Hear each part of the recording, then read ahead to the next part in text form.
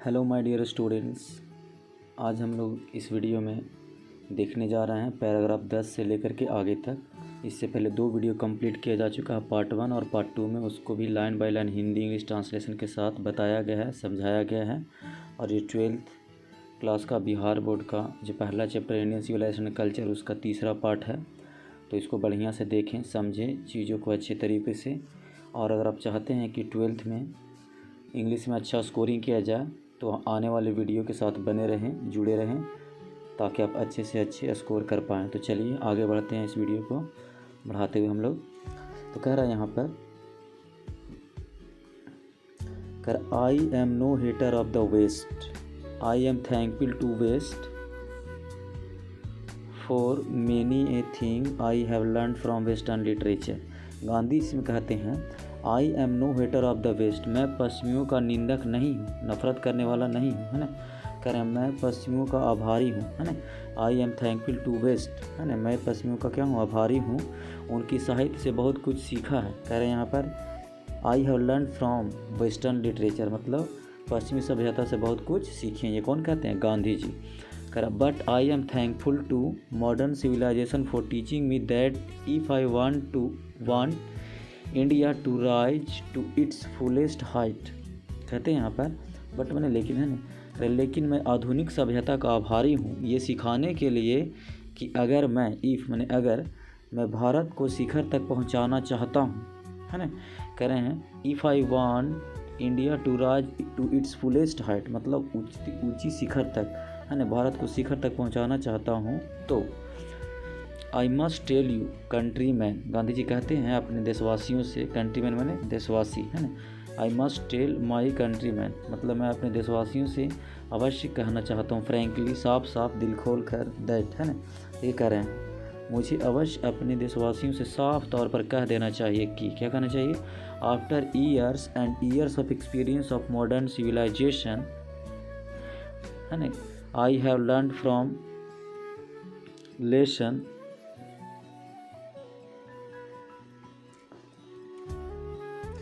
I have learned from lesson from it, and that is that we must soon eat all cost। क्या कहते हैं? कह रहे हैं कि after years and years of experience, यानी आधुनिक सभ्यता के वर्षों के अनुभव के बाद मैंने इसे एक सबक सीखा है। कह रहे हैं I have learned the lesson, और वो ये हैं कि हमें इसे किसी भी कीमत पर दूर रखना चाहिए, है ना, किसी भी कीमत पर, एट ऑल कॉस्ट, इसे अपनी सभ्यता को दूर रखना चाहिए ताकि हमारी जो सभ्यता है वो बचा रहे। यानी गांधी जी जो है अपनी सभ्यता के बारे में बताते हैं कि मैं दूसरों की सभ्यता का निंदा नहीं करता हूँ, मेरी जो अपनी सभ्यता है मैं इसको मानता हूँ और इसे हम लोग हमेशा के लिए शुद्ध रूप में बनाए रखें। देखिए अगले पैराग्राफ 11 पैराग्राफ में क्या कहते हैं? कह रहा वाट इज़ मॉडर्न सिविलाइजेशन। अब कहते हैं कि आधुनिक सभ्यता है क्या? It is worship of the material. आधुनिक सभ्यता क्या है? कह रहे हैं यहाँ पर यह संसाधन की पूजा, है ना। कह रहे हैं it is a worship of the material, यह संसाधन की पूजा। आजकल लोग तो यही कहते हैं, मटेरियलिस्टिक लाइफ जीते हैं, ज़्यादा से ज़्यादा चीज़ों को इकट्ठा कर लेने में ही अपने आप को ज़्यादा बहादुर या फिर ज़्यादा खुश मानते हैं कि मेरे पास ज़्यादा धन दौलत होगा, ज़्यादा सुख सुविधा होगा तो हम खुश रह पाएंगे। तो यही कहते हैं कि मॉडर्न सिविलाइजेशन यही है। It is the worship of the brute in us, है ना। क्या करें यहाँ पर? इट इज़ द वर्शिप मैंने पूजा, है ना। करें यह हमारे अंदर की भाव शून्यता की पूजा है ना। ब्रूट इन अस, भाव शून्यता की क्या पूजा है। इट इज़ अनएडल्ट्रेटेड, है ना। देखिए एडल्ट्रेट मतलब होता है मिला हुआ, है ना। कह रहा अनएडल्ट्रेटेड मतलब कंप्लीट, नहीं मिला हुआ, जो शुद्ध रूप में है वो। चलिए आगे देखते हैं। तो कहते हैं यहाँ पर कि it is unadulterated complete materialism, है ना। ये पूरी तरीके से, यह पूर्णतः क्या भौतिकवाद है। मटेरियलिज्म मतलब भौतिकवाद, यानी कि आजकल के जो लोग हैं अपने मेहनत के दम पर चीज़ों को इकट्ठा कर लेना चाहते हैं और ज़्यादा से ज़्यादा भौतिक सुख सुविधा की वस्तुओं को पाना चाहते हैं। सारी सुख सुविधा के साधन भी जुटा लेते हैं लेकिन फिर भी उन्हें खुशी नहीं मिल पाती। इसीलिए गांधी जी कहते हैं कि आजकल के जो मॉडर्न सिविलाइजेशन है वो संसाधनों की पूजा है। And modern civilization is nothing if it does not think at every step of the triumph of material civilization, है ना। कहते हैं यहाँ पर कि and modern civilization is nothing, आधुनिक सभ्यता जो है और कुछ नहीं है, if it does not think at every step of the triumph of material civilization, है ना। करे भौतिक सभ्यता के जो ट्रिम्फ मतलब होता है विजय, भौतिक सभ्यता के जो विजय का जो स्टेप है ना, ये और कुछ नहीं है, बस उसकी आगे बढ़ने की प्रक्रिया है और उसमें लोग सुख सुविधा के साधनों को जुटा लेते हैं, इसी को अपना सभ्यता मानते हैं, यही मटेरियलिस्टिक लाइफ है और यही मॉडर्न लाइफ है, महात्मा गांधी जी बताते हुए कहते हैं। चलिए हम लोग अगले पेज की ओर चलते हैं। इसमें कह रहा है, इसका लाइन बाय लाइन ट्रांसलेशन करते हुए कि और आधुनिक सब है ना, करें यहाँ पर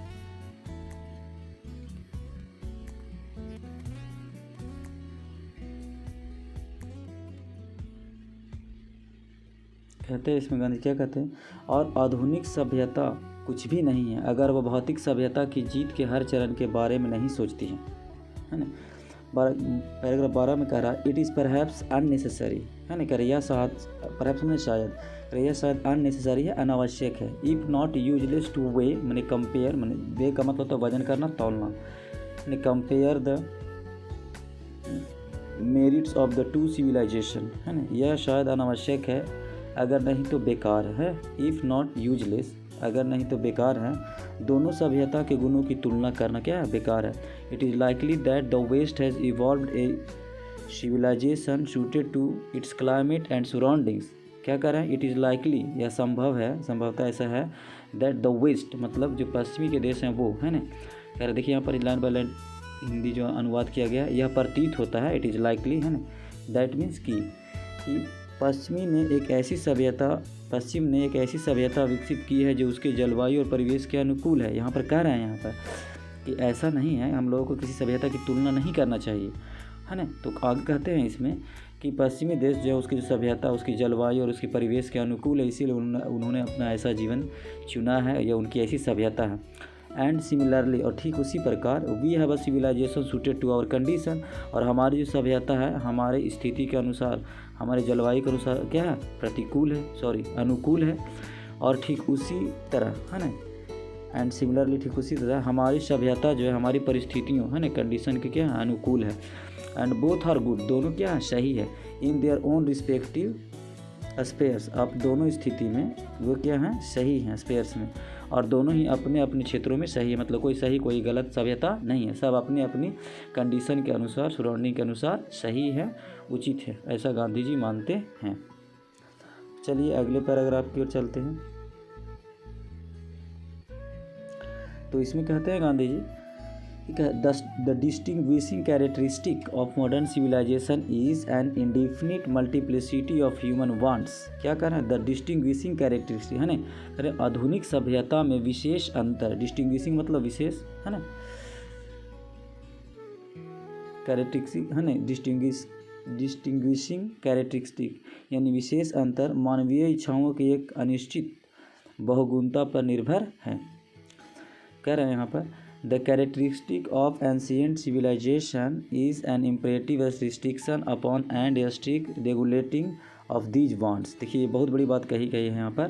कह रहा है the characteristic of ancient civilization, पुरानी सभ्यता की जो हमारी विशेषता है ना, डिस्टिंग्विश माने अंतर करना और कैरेक्टरिस्टिक माने विशेष या विशेषता। तो क्या कर रहे हैं, कैरेक्टरिस्टिक ऑफ एंशिएंट सिविलाइजेशन, यानी कि एंशिएंट मतलब तो प्राचीन सभ्यता की जो हमारी कैरेक्टरिस्टिक है, विशेषता है। देखिए यहाँ पर हिंदी दिया है, प्राचीन सभ्यता की विशेषता इन प्रतिबंधों पर एक अनिवार्य प्रतिबंध है और सख्त विनियमन है ना।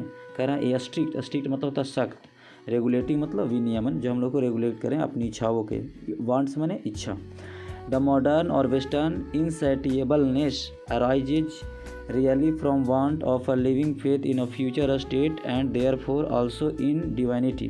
देखिए क्या कह रहा है, द मॉडर्न और वेस्टर्न इनसैटिएबलनेस, है ना।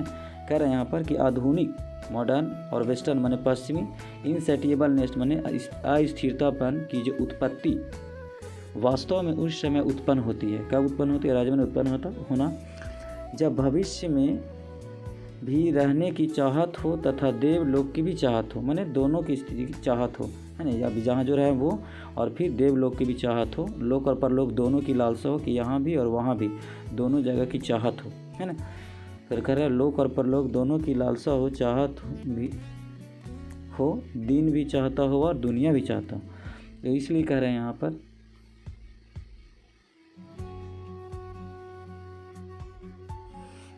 देखिए आगे की ओर बढ़ते हैं हम लोग, और इसमें कहते हैं हाँ कि द रेस्ट्रेंट ऑफ एंशिएंट और eastern civilization arises from a belief. करे द रेस्ट्रेंट ऑफ एंशिएंट और ईस्टर्न सिविलाइजेशन मतलब प्राचीन सभ्यता, प्राचीन या पूर्वी सभ्यता जो है अराइजेज मतलब उत्पन्न होती है फ्रॉम अ बिलीफ एक विश्वास से। क्या करा, प्राचीन या पूर्वी सभ्यता का संयम, रेस्ट्रेंट मीन्स संयम है ना, एक विश्वास से उत्पन्न होता है। Arises from a belief, belief means होता है विश्वास, ये एक नॉन है। Often in spite of our self in future state and the existence of a divine power. भविष्य की चिंता छोड़ है ना, often in spite of our self in future मैंने भविष्य की चिंता को छोड़कर खुद को परलोक की चिंता में लीन कर लेता है। तो यहाँ पर ये कह रहे हैं महात्मा गांधी जी कि हमें अपनी प्राचीन या पूर्वी सभ्यता का संयम एक विश्वास से उत्पन्न होता है जो भविष्य की चिंता को छोड़कर खुद को परलोक की चिंता में लीन कर लेता है, जो अभी है उस पर ध्यान देता है। आगे कह रहा है पैराग्राफ 14 में कि some of the immediate and brilliant result of modern invention और टू मैडनिंग टू रिसिस्ट। कहने some of the immediate and brilliant result of modern invention. Modern invention मतलब जो नए नए आविष्कार हुए हैं वो कह रहे हैं आधुनिक आविष्कारों के कुछ तत्काल और शानदार है ना, इमीडिएट एंड ब्रिलियंट शानदार परिणाम, यानी रिजल्ट माने परिणाम जो है लाजवाब कर देने वाला है। टू मैडनिंग टू रिसिस्ट मतलब लाजवाब कर देने वाला है। But I have no manner of doubt that the victory of man lies in the resistance।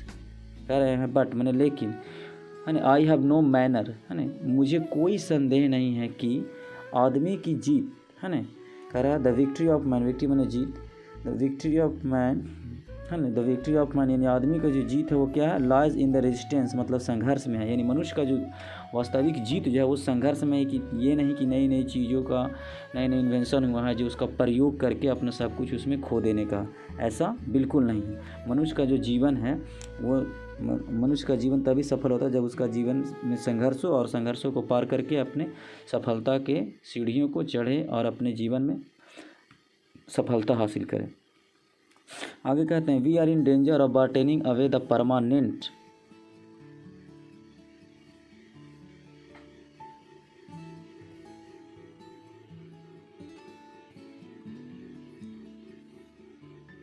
देखिए कह रहे हैं यहाँ पर कि we are in the danger of bartering of good for a momentary pleasure.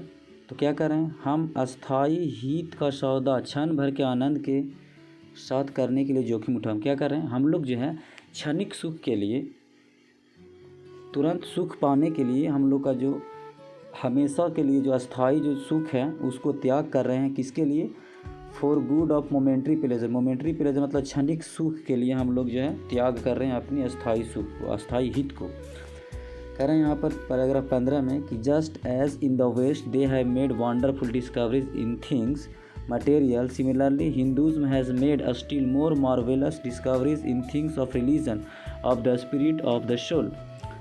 कह रहे हैं just as in the west है ना, जिस प्रकार वेस्ट यानी पश्चिमी देशों ने they have made उन्होंने जो बनाया है वंडरफुल है ना, आश्चर्यजनक डिस्कवरी ने जो खोज की हैं वस्तुओं में, मटेरियल में, सिमिलरली ठीक उसी प्रकार हिंदुज़्म यानी हिंदू धर्म ने हैज़ मेड बनाया है क्या, स्टिल मोर मार्वेलस अभी उससे भी ज़्यादा शानदार, शानदार, मार्वेलस मीन्स शानदार डिस्कवरी खोज किया। किस क्षेत्र में, in the things of the religion धर्म के क्षेत्र में, धर्म की चीज़ें में, of the spirit of the soul है ना, आत्मा का और संयम का। देखिए आगे क्या कहते हैं, जिस तरह पश्चिमियों ने अद्भुत वस्तुओं की खोज की है ठीक इसी प्रकार हिंदू धर्म ने धर्म, आध्यात्मिक तथा अंतरात्मा के क्षेत्र में बहुत सी अद्भुत सिद्धि प्राप्त की है।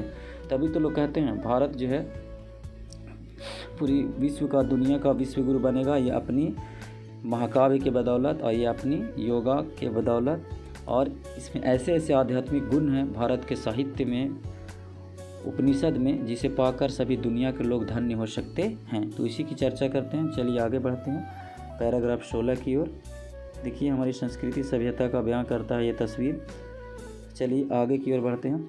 पैराग्राफ 16 में हम लोग पहुँच गए हैं। उम्मीद कर रहे हैं आपको चीज़ों को अच्छे से समझ पा रहे होंगे आप, और मैं आप लोग को भरोसा दिलाना चाहता हूँ कि ये वीडियो का सीरीज कंटिन्यू रहेगा। अब इसका line by line English Hindi translation, उसके बाद इसका सब्जेक्टिव क्वेश्चन करेंगे, उसके बाद ऑब्जेक्टिव क्वेश्चन करेंगे, फिर इस पूरे जो चैप्टर है उसका समरी भी हम लोग देखेंगे बहुत अच्छे से, line by line Hindi English करके बहुत अच्छे से। तो चलिए देखते हैं। उम्मीद करते हैं आपको यह वीडियो पसंद आ रही होगी। कह रहा है but we have no eye for this great and fine discoveries, है ना। बट लेकिन हम लोगों को जो वी हैव नो आइज, हम लोगों की आँखें नहीं हैं, इसलिए for this great and fine discoveries, इस प्रकार के महान और अच्छे डिस्कवरी यानी खोज को ध्यान देने के लिए। देखिए कहते हैं यहाँ पर हमारा ध्यान इतने उत्तम खोज पे नहीं है। We are dazzled by the material progress that western science has made, है ना। कह रहे हैं पश्चिमी विज्ञान ने जो सांसारिक वस्तु में प्रगति की है उसने हमें चकाचौंध कर दिया है ना। वी आर डैजल्ड, चकाचौंध कर, डैजल्ड मतलब चकाचौंध होना। कह रहे I am not enamoured of that progress, मैं उस प्रगति से मोहित नहीं हूँ। मतलब तो मोहित होना, है ना। इनफैक्ट वास्तव में it almost seems as though God in his wisdom had prevented India from progressing along those lines, है ना।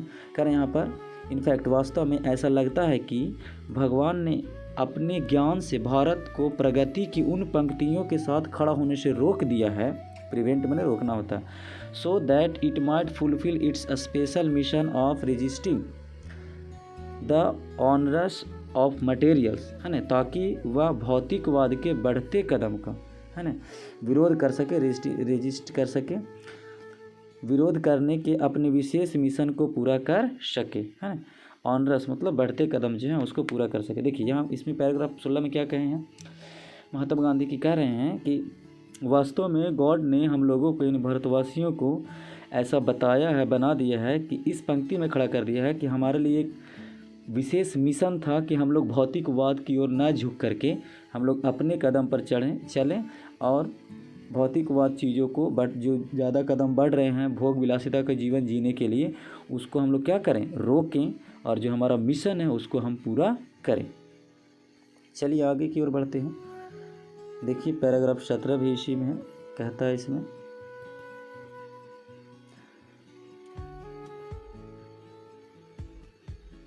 क्या कर रहे हैं यहाँ पर पैराग्राफ 17 में, कर आफ्टर ऑल, है ना, there is something in Hinduism that has kept it alive up till. कह रहे हैं आफ्टर ऑल, आखिरकार, इसके बाद there is something in Hinduism, है ना, हिंदू धर्म में कुछ तो है, that has kept it alive, जो अभी तक इसे जीवित रखा है, अप टिल नाउ, अभी तक।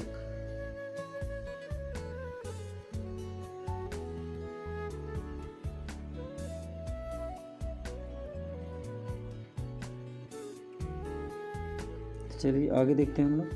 कह रहे हैं यहाँ पर नाउ, आखिरकार, है ना, आफ्टर ऑल माने आखिरकार, हिंदुत्व में कुछ ऐसा है जो अभी तक उसे जीवित रखा है। It has witness that, witness मतलब है गवाह, that it has witness that the fall of Babylons, Syrians, Persian and Egyptian civilisation. करें यह बेबीलोनियन, सीरियन, फारसी और मिस्र की सभ्यता के पतन का साक्षी बना है। हमारी जो सभ्यता है वो Indian civilisation. Cast a look around you, अपने अगल बगल देखो। Where are Rome and Greece, अपने चारों ओर एक नज़र डालो देखो। Cast a look around you, कह रहा है रोम और ग्रीस कहाँ है। Can you find today anywhere the Italy of Gibbon और rather the ancient Rome, for Rome was Italy. करें क्या आज गिब्बन की इटली या प्राचीन रोम जो इटली में हुआ करता था कहीं पे ढूंढ सकते हो, है ना। कहते हैं गांधी जी कि हमारी जो सभ्यता अभी तक जीवित है, लेकिन बहुत सारी जो सभ्यताएं थी वो अंत हो गई, चाहे बेबीलोन की सभ्यता हो, सीरिया की सभ्यता हो, पर्शियन की सभ्यता हो, मिस्र की सभ्यता हो। अभी दुनिया में नज़र दौड़ा कर देखो तो सब क्या हो चुके हैं, समाप्त हो चुके हैं। आगे कहते हैं पैराग्राफ 8 में, करें गो टू ग्रीस, ग्रीस जाओ, है ना। करें यूनान जाओ, ग्रीस को अंग्रेजी वर्ड है ग्रीस, हिंदी में यूनान। करें where is the world famous Attic civilisation, है ना। करें ग्रीस जाएं, विश्व प्रसिद्ध अटिक सभ्यताएं कहाँ हैं। Then come to India, Bharat आइए। Go through the most ancient record and then look round you and you would be, क्या कर रहे हैं कि उसके बाद देख कर उधर से भारत आइए, कह रहे go through the most ancient records and then look around you. कह रहे हैं कि go through the most ancient record, मतलब पुराने जो रिकॉर्ड हैं उसके थ्रू से होकर गुजरिए, जाइए, देखिए। देन लुक अराउंड यू, और अपने चारों ओर देखिए। एंड यू वुड बी, तुम सक्षम हो पाओगे,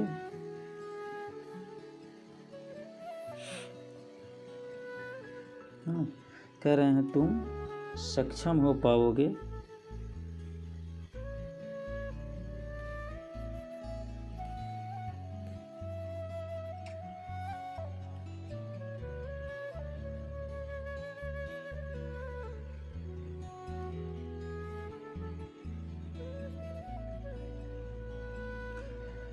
हाँ, तो कह रहे हैं, देखिए फिर से देखते हैं हम लोग। गो टू ग्रीस, ग्रीस जाओ। Where is the world famous Attic civilisation, करे ग्रीस जाएँ, विश्व प्रसिद्ध एटिक सभ्यता कहाँ है। Then come to India, Bharat आइए। Go through the most ancient record and then look round you and you would be constrained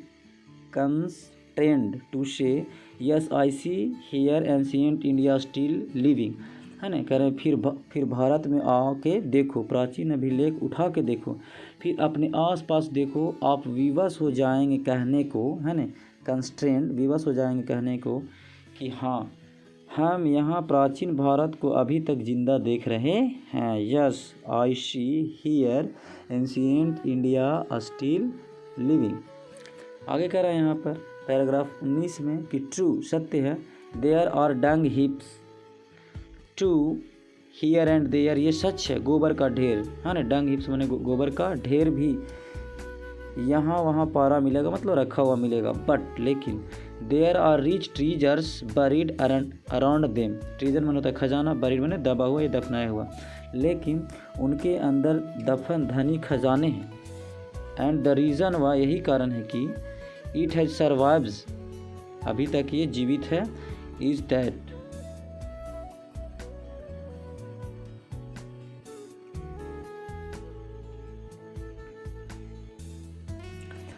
है ना। कह रहे हैं यहाँ पर, लेकिन उनके अंदर दफन धनी खजाने हैं। एंड द रीज़न वाई, यही कारण it has survived is that the and which हिंदुज़्म said before it was not development along material but spiritual lines. करें, और यह अंत तक बच इसलिए गया कि हिंदुत्व न कि तरक्की का सिद्धांत भौतिकवाद बल्कि आध्यात्मिकता को चुना। कह रहे हैं ये हमारी सभ्यता इसीलिए अभी तक बच गई क्योंकि हमारे देश के जो लोग थे, यानी हिंदुत्व जो था, वो तरक्की का सिद्धांत भौतिकवाद नहीं चुन करके बल्कि आध्यात्म का जीवन चुना, इसीलिए अभी तक हमारी सभ्यता बची हुई है। चलिए अगले पैराग्राफ की ओर देखते हैं। कहते हैं आवर सिविलाइजेशन, इन हमारी सभ्यता, our culture, our swaraj depend not on multiplying our wants self indulgence but on restricting our want self denial, है ना। कर हमारी सभ्यता जो है, हमारी सभ्यता, हमारी संस्कृति, कल्चर, हमारा स्वराज, है ना, डिपेंड ऑन का मतलब होता है निर्भर करना, है ना, लेकिन यहाँ पर कह रहा है नॉट लगा हुआ है, डिपेंड नॉट अपॉन, है ना। हमारी स्वराज, हमारा स्वराज हमारी इच्छा भोग वृद्धि पे नहीं, है ना। वांट्स मतलब होता है इच्छा, सेल्फ इंडल्जेंस इच्छा भोग वृद्धि पे नहीं बल्कि इच्छा भोग को सीमित करने पर टिकी हुई है। मतलब हमारी जो इच्छा को वृद्धि कर लेना, बढ़ा लेना, ये हमारे सिद्धांत पे टिकी हुई नहीं है। हमारी सभ्यता संस्कृति नहीं है, बल्कि हमारी सभ्यता ये है कि हमारी जो इच्छाएं हैं वो इच्छाओं को लिमिटेड रखा जाए, सीमित रखा जाए, ये हमारी सभ्यता है, इसीलिए हमारी सभ्यता अभी तक टिकी हुई है। चलिए अगले पैराग्राफ की ओर चलते हैं। देखिए क्या कहा गया है इसमें कहा गया है कि European civilisation is no doubt suited for the Europeans but it will mean ruin for India if we endeavour to copy it.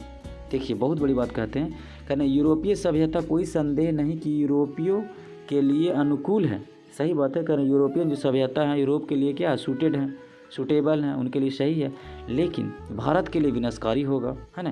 क्या कह रहा है, it will mean ruin for India, Bharat के लिए विनाशकारी होगा। कब, if we endeavour to copy it, endeavour का मतलब होता है साहस करना, कोशिश करना, प्रयास करना। अगर हम इसे नकल करने का प्रयास करते हैं तो ये हमारे भारतीय सभ्यता के लिए खतरा होगा।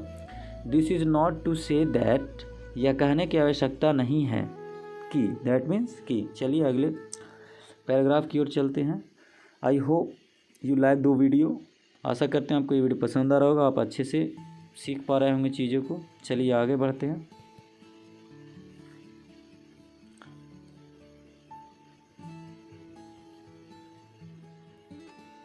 चलिए देखिए क्या कहते हैं इसमें। कहते हैं कि we may not adopt and assimilate whatever may be good and capable of assimilation by us. देखिए एसिमुलेट का मतलब होता है अपना लेना, किसी दूसरी संस्कृति सभ्यता को गले लगाना, मिला लेना। कह रहा है ना, तो कह रहा है हमने नहीं अपनाया और पचाया जितना कुछ हम लोगों के लिए अच्छा था और पचाने लायक था। माने एसिमुलेट मतलब था किसी सभ्यता को अपने में मिला लेना, गले लगा लेना। आगे कह रहे हैं यहाँ पर, as it does not also mean that even the Europeans will not have to part with whatever evil might have crept into it. क्या कह रहे हैं यहाँ पर, और इसका मतलब ये भी नहीं कि जो कुछ बुराई यूरोपियों में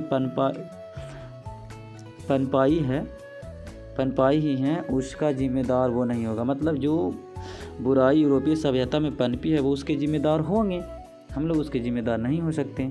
ठीक है, तो मतलब अपनी सभ्यता को बचाने की, संस्कृति को बचा कर रखने के बारे में बात करते हैं। दूसरों सभ्यता से तुलना करते हुए कहते हैं कि कोई भी सभ्यता अच्छी या बुरी नहीं होता है, उनकी जलवायु के हिसाब से, उनकी स्थिति के हिसाब से वो सही होती है। हमारे लिए हमारी अपनी सभ्यता सही है, अभी तक हमारी सभ्यता अलाइव है, जीवित है, लोग उसे मानते हैं। तो चलिए सेंटेंस को और आगे बढ़ाते हैं।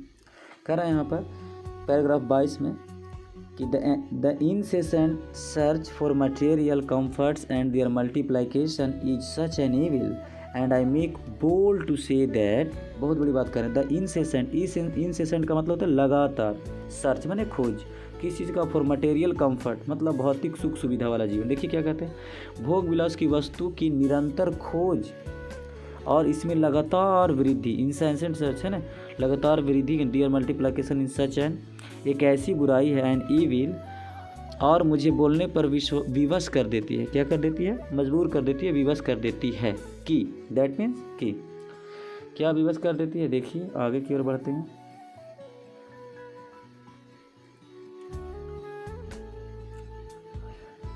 ना विवश कर देती है क्या, the Europeans themselves will have to remodel their outlook if they are not to perish under the weight of the comforts to which they are becoming slaves. क्या कर रहे हैं यहाँ पर कि यूरोपियों की अपनी दृष्टिकोण को फिर से तैयार करना होगा यदि वे आराम के भार के नीचे नाश नहीं होना चाहते, है ना। टू रीमॉडल मतलब फिर से बनाना, जिसके वे गुलाम बन रहे हैं। जाहिर सी बात है, कोई सभ्यता, कोई संस्कृति या फिर किसी चीज़ का आप ज़्यादा उपयोग करने लगते हैं, ज़्यादा आराम खोजने लगते हैं, तो आप उसके गुलाम हो जाते हैं। जैसे आजकल कहा जाता है कि मनुष्य जो है गैजेट का, नई नई वस्तुओं का, नए नए मशीनों का गुलाम हो चुका है। तो उसी बात को बताते हैं। आगे कह रहे हैं, it may be that my reading is wrong but I know that for India to run after the golden fleece is to court certain death, है ना। गोल्डन फ्लीस ये जो कहावत है, एक कहानी है यूरोपियन सभ्यता में कि एक भेड़ रहा करती थी जो गोल्डन फ्लीस के तौर पर जानी जाती थी, है ना। देखिए यहाँ पर इसकी कहानी है, आप देख सकते हैं यूट्यूब पर सर्च करके। तो कह रहा है यहाँ पर, हो सकता है मेरा अध्ययन गलत हो, है ना। कह रहे हैं कि it may be that my reading is wrong, मेरा जो अध्ययन हो गलत हो, पर मुझे मालूम है ना, बट आई नो, मुझे मालूम है। क्या मालूम है, भारत के लिए गोल्डन फ्लीस, देखिए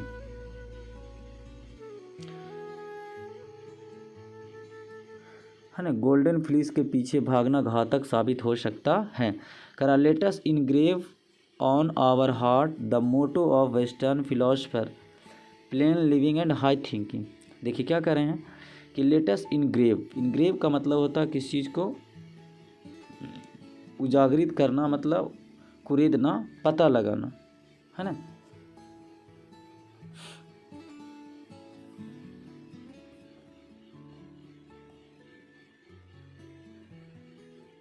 क्या इनग्रेव करने की बात करते देखते हैं।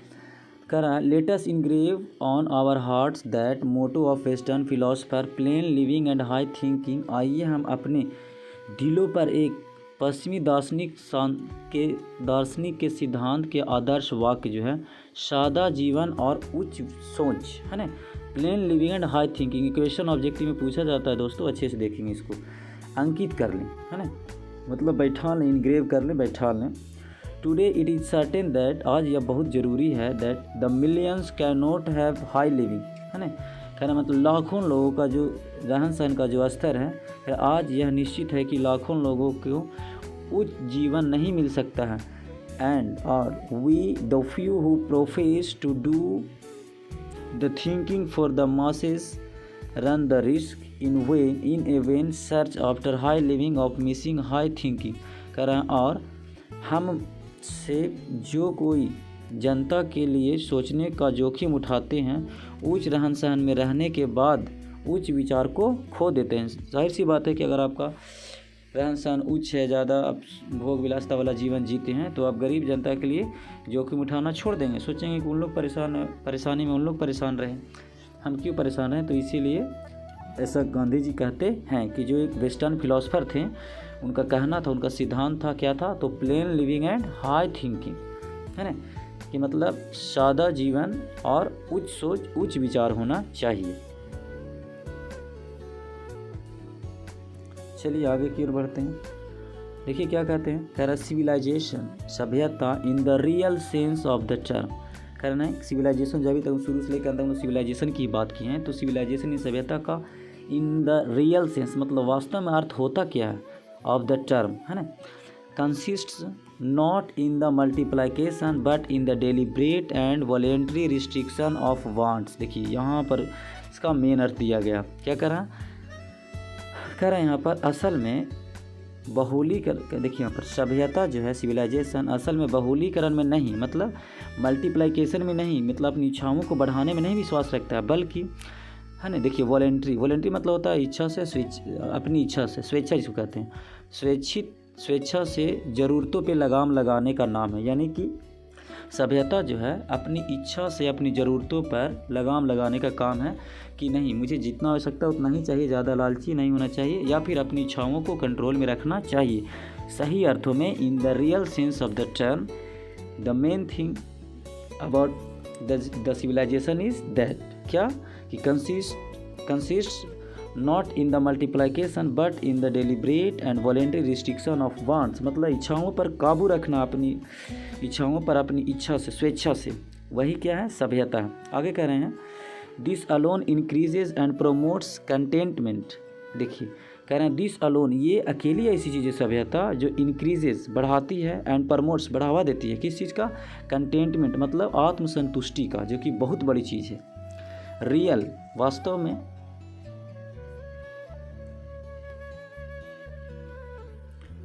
देखिए क्या कहते हैं यहाँ पर, कह रहा है ना, कंटेंटमेंट रियल हैप्पीनेस, वास्तविक जो खुशी है, एंड कैपेसिटी फॉर सर्विस। कह रहा है यह अकेले जो मतलब सिविलाइजेशन है वो अकेले संतोष, वास्तविक सुख, रियल हैप्पीनेस एंड माने और सेवा की क्षमता को, है ना, कैपेसिटी फॉर सर्विस, सेवा की क्षमता को बढ़ावा देता है, इंक्रीज करता, प्रमोट करता है। अब चलिए हम लोग अगले पैराग्राफ की ओर चलते हैं, जो कि अंतिम पैराग्राफ है। उम्मीद करता हूँ आप लोग चीज़ों को समझ रहे होंगे, अच्छे से सीख पा रहे होंगे, और मुझे आशा ही नहीं बल्कि पूर्ण विश्वास है कि आप चीज़ों को अच्छे से सीखेंगे और अच्छा से अच्छा मार्क्स आप अपने बोर्ड एग्ज़ाम में, 12th बोर्ड एग्ज़ाम में लेकर आएंगे। तो चलिए इसी आशा उम्मीद के साथ आगे बढ़ते हैं हम लोग। कह रहा a certain degree of physical harmony and comfort is necessary but above a certain level it becomes a hindrance instead of help. देखिए क्या कहते हैं, a certain degree of physical harmony, यानी कि कुछ हद तक शारीरिक सद्भाव और आराम आवश्यक है ना, एंड कंफर्ट इज नेसेसरी, आवश्यक है, पर उसके बाद but above a certain level, पर उसके बाद यह मदद के बजाय, अब इतना से ज़्यादा करते हैं ए सर्टेन लेवल के बाद, it becomes a hindrance, hindrance मतलब होता है बाधा, या मदद के बजाय एक बाधा बन जाती है।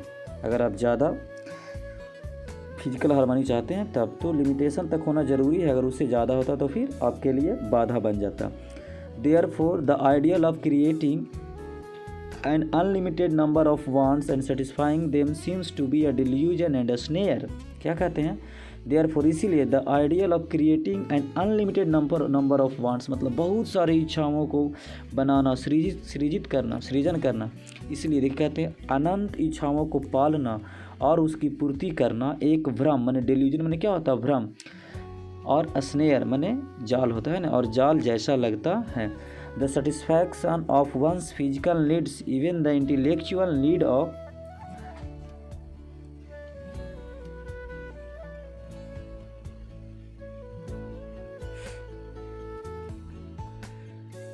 कह रहा है the satisfaction of one's physical needs, even the intellectual needs of one's narrow self must meet at a certain point a dead stop। कह रहा व्यक्ति के स्वयं की संकुचित शारीरिक तथा मानसिक जरूरतों की पूर्ति एक निश्चित बिंदु पे जा मिलती है, वो है मृत्यु, है ना। कह रहा है before it degenerates into physical and intellectuals वल्पचुअसनेस।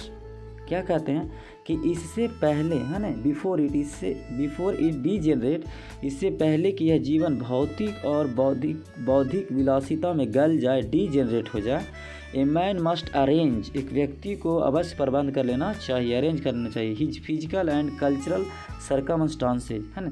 उसके देखिए क्या करें, एक आदमी को अपने शारीरिक और सांस्कृतिक यानी फिजिकल एंड कल्चरल यानी सांस्कृतिक परिस्थितियों की व्यवस्था माने अरेंजमेंट अवश्य कर लेनी चाहिए, सर्कमस्टांसेस माने परिस्थितियाँ कर लेनी चाहिए, सो दैट माने ताकि, सो इसलिए they do not hinder him in his service of humanity on which all his energy should be concentrated.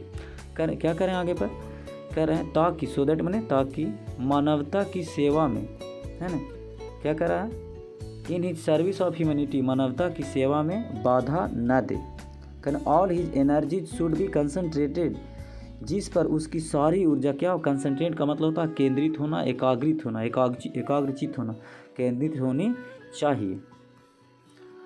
तो ये था आपका line by line Hindi English translation, और हम उम्मीद करते हैं कि चीज़ों को आप लोग अच्छे से एक एक पैराग्राफ को अच्छे से समझे होंगे, सीखे होंगे, और अगर कहीं पर कोई आपको सुझाव देना है तो आप हमें कमेंट करके बता सकते हैं कि कितनी चीज़ें आप सीख पाएँ।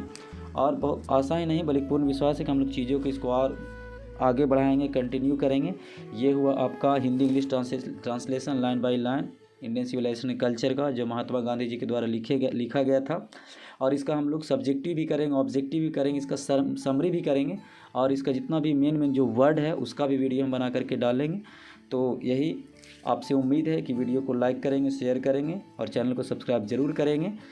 और तो चलिए फिर हम लोग अगले वीडियो में मिलते हैं, और हम आप लोग को उम्मीद दिलाना चाहते हैं कि ये जो वीडियो है बहुत आप लोग के लिए इम्पॉर्टेंट होने वाली है, और ये इंग्लिश को स्कोरिंग करने में, अच्छा स्कोर करने में आपको मदद मिलेगी। अगर आप चाहते हैं कि हमारा जो इंग्लिश में है वो ज़्यादा से ज़्यादा नंबर आ पाए, चाहे सब्जेक्टिव हो, एशे हो, फिर कुछ ग्रामर के जो पार्ट हैं वो हो, हम सब वीडियो लाएँगे, लेकिन आप लोग का सहयोग चाहिए। और अगर आप चाहते हैं कि 80, 85 या 90, 95 मार्क्स आप इंग्लिश में ले करके आएँ, तो आप बने रहिए मेरे वीडियो के साथ। इस चैनल को सब्सक्राइब करें, Kaushal Kumar English by Kaushal sir. Thanks for watching this video.